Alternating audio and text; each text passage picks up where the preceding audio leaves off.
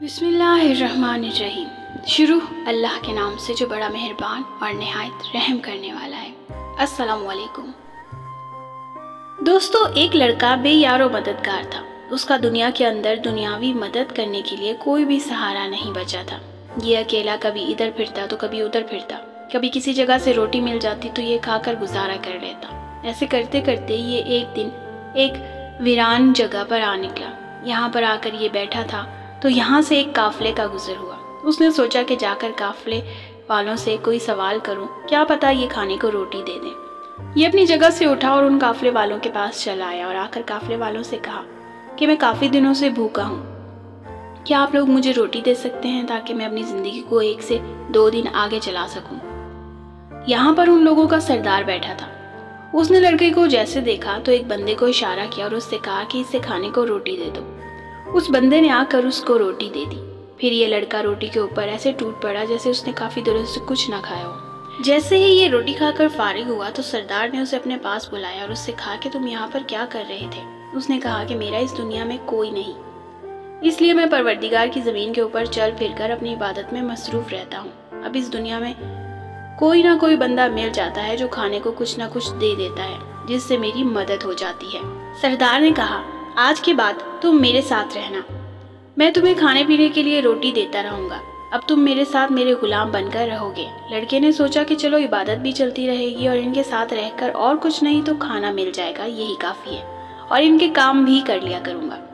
پھر یہ انہی قبیلے والوں کے ساتھ رہنے لگا۔ یہ قبیلے والے کبھی ایک جگہ پر رہتے تو کبھی دوسری جگہ پر رہتے۔ یہ مختلف شہروں کے اندر جا کر چیزیں بیچا کرتے تھے۔ ان کے سردار کے پاس پہلے بھی غلام کافی سارے تھے۔ یہ جا کر منڈیوں کے اندر بیچ دیا کرتا تھا اور اچھے دام لے کر اپنے پاس رکھ لیتا۔ اب لڑکا قبیلے والوں کے سارا دن کام کرتا اور جیسے ہی اس کو فری ٹائم ملتا تو یہ اپنی عبادت میں مشغول ہو جاتا۔ سردار بھی لڑکے پر نظر رکھے ہوئے تھا۔ اب سردار کو بھی معلوم تھا کہ لڑکا کافی نیک اور پرہیزگار بندہ ہے اور کام بھی جو اسے کہو وہ کر دیتا ہے۔ ایک بار یہ ایک ایسے شہر کے اندر آ پہنچے جہاں پر غلاموں کی منڈی لگا کرتی تھی۔ سردار نے سوچا کہ کیوں نہ اس بار اس لڑکے کو میں منڈی کے اندر جا کر بیچ دوں۔ پھر یہ لڑکے کو اپنے ساتھ لے کر منڈی کے اندر لے آیا۔ یہاں پر آ کر اس نے لڑکی کی بولی لگانا شروع کر دی۔ اب لڑکا بھی غلاموں کی طرح سر جھکائے نیچے کھڑا ہوا تھا۔ یہ کچھ کر بھی نہیں سکتا تھا کیونکہ یہ پہلے سے ہی اس سردار کا غلام بن چکا تھا۔ اب سردار نے لڑکے کی بولی لگانا شروع کر دی۔ اس نے کہا کہ کوئی ہے جو اس نیک اور پرہیزگار بندے کی مجھے 50 اشرفیاں دے۔ آپ کو ایسا غلام نہیں ملے گا، آپ لوگ اس سے جو بھی کام کروائیں گے یہ آپ کو کر کے دے گا۔ لڑکے کی معصومیت دیکھ کر ایک بندے نے اسی وقت کہا کہ میں 70 اشرفیاں دینے کو تیار ہوں، تو وہاں پر دوسرے آدمی نے کہا کہ میں 80 اشرفیاں دوں گا۔ ایسے کرتے کرتے بولی لگنا شروع ہو گئی۔ اب جس نے پہلے بولی لگائی تھی اس نے 200 اشرفیوں پر اس غلام کو خرید لیا اور خرید کر اس کو اپنے ساتھ لے کر گھر کی طرف چل پڑا۔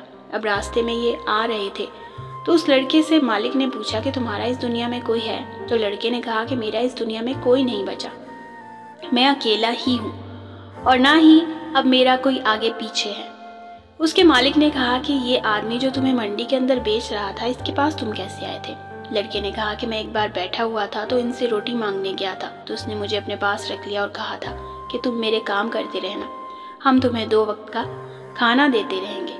اب اس نے آ کر مجھے منڈی کے اندر بیچ دیا۔ کچھ ہی دیر بعد یہ اپنے نئے مالک کے گھر پہنچ گیا۔ یہاں پر آ کر اس کو مالک نے بتایا کہ میں تمہارے اوپر سختی نہیں کروں گا، ہاں جو تمہارا دل کہے تم وہی کرنا، جب تمہارا دل کرے تم عبادت کر لیا کرنا، میری طرف سے کوئی روک تھام نہیں ہے، پر میرے گھر کے سارے کاموں کی دیکھ بھال اب تمہاری ذمہ داری ہے۔ لڑکے نے کہا کہ آپ بے فکر ہو جائیں، مالک میری طرف سے آپ کو کوئی گلہ نہیں ہوگا۔ لڑکا اب نئے مالک کے پاس آ چکا تھا۔ یہ ان کے سارے کام کرنے لگ گیا اور ان کو کبھی کوئی تکلیف نہ دی۔ یہ مالک کے کام بھی کرتا اور ساتھ ہی ساتھ عبادت میں بھی مصروف ہو جاتا۔ ایک دن اس کے مالک نے کہا کہ ہم صبح سویرے حمام کی دکان پر جائیں گے، وہاں پر جا کر میں نے مالش کروانی ہے، تم صبح صبح اٹھ جانا اور سامان اکٹھا کر لینا۔ لڑکے نے کہا ٹھیک ہے۔ مالک اب جیسے ہی صبح ہوئی تو لڑکے نے سامان اکٹھا کیا اور مالک کے ساتھ حمام کی طرف چل پڑا۔ یہ چلتے چلتے حمام کی دکان پر پہنچ گئے۔ یہاں پر آ کر اس نے سارا سامان حمام کے حوالے کر دیا اور مالک سے کہا کہ صبح کی نماز کا وقت ہو چکا ہے، میں جا کر عبادت کرتا ہوں اور عبادت کر کے آپ کے پاس یہیں پر آ جاتا ہوں۔ اس کا جو مالک تھا یہ نماز سے کافی دور تھا اور بہت ہی کم مسجد جایا کرتا تھا۔ اس کے مالک نے کہا کہ چلو ٹھیک ہے، تم جاؤ نماز پڑھ کر واپس آ جانا۔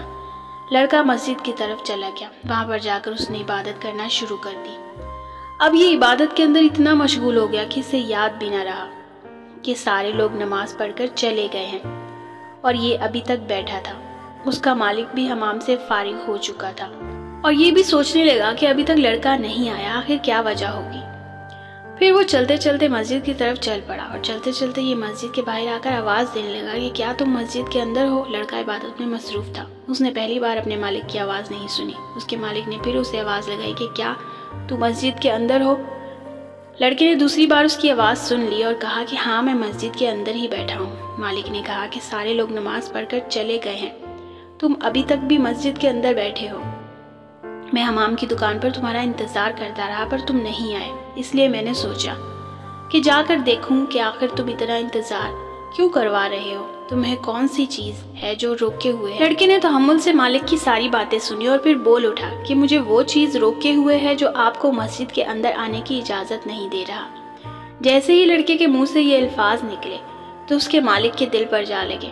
اب لڑکا باہر آ چکا تھا، اس کا مالک سر جھکائے شرمسار کھڑا تھا اور بے ساختہ بول اٹھا کہ تم نے بالکل ٹھیک کہا، میں عبادت سے کافی دور رہا ہوں اور بہت ہی کم نمازیں پڑھتا ہوں۔ لڑکے نے کہا مالک آپ یہ نہ سوچیں کہ آپ کو ٹائم نہیں مل رہا نماز پڑھنے کا، بلکہ یہ سوچیں کہ رب آپ کو اپنے دروازے پر آنے ہی نہیں دے رہا۔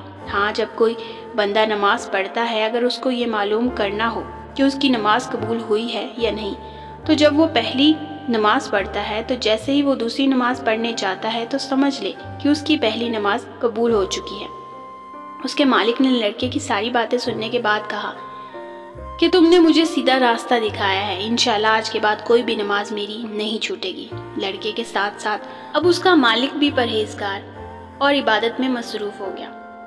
بے شک جو لوگ اچھے عمل کرتے ہیں اور اچھے لوگوں کی صحبت میں رہتے ہیں وہ بھی اچھے بن ہی جاتے ہیں۔